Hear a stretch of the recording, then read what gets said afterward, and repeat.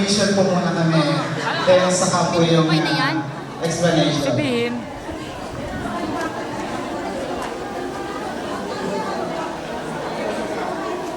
Ay, ko naman mama.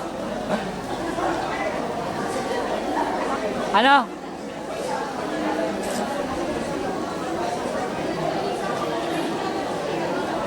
Video ba to? Video? Video?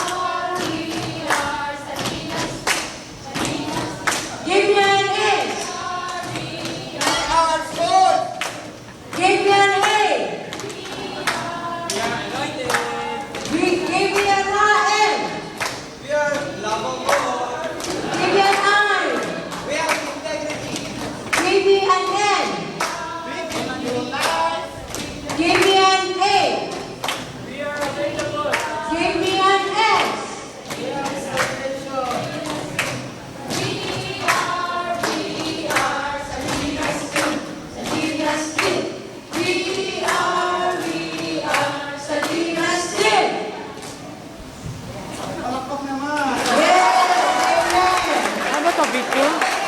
Pasko, mabangga. Mabangga ka lang sila. Sobrang ganda. Okay na? Oh. So ito po yung explanation why Salinas. So we called our team Salinas. So alam naman po natin, for your information, that the word Salinas came from the Spanish word sal. Yung pong first three letter, so word po na Salinas na sal, it means salt in English or sa Tagalog po, asin. At ang Salinas po ay mayroon pong 7-letter word na alam naman po natin yung pong 7 letter stands for God's number. So, bakit din po Salinas? Dahil ito po yung Salinas was the former name of Rosario.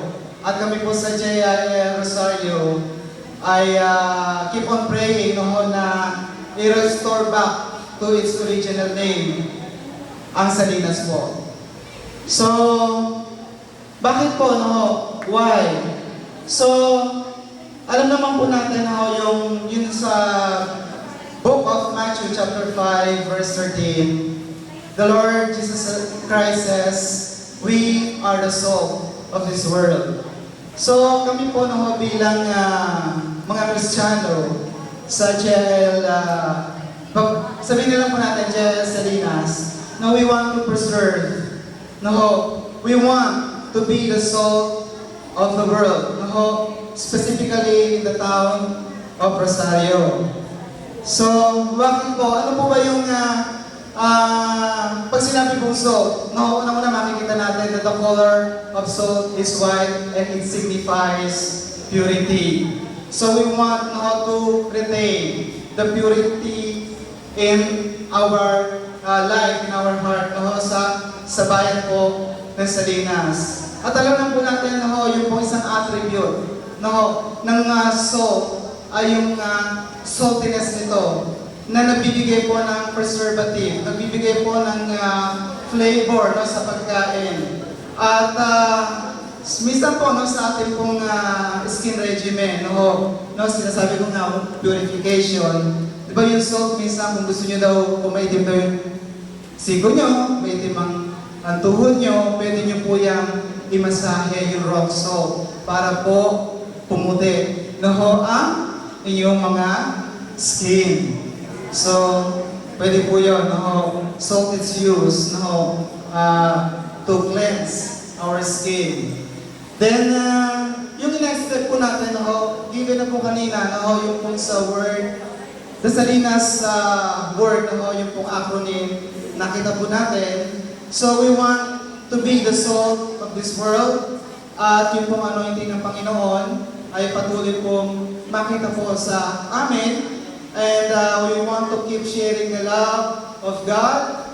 And we want, as a Christian, to be a people of integrity. At makita din po sa amin, yung pong new life in Christ.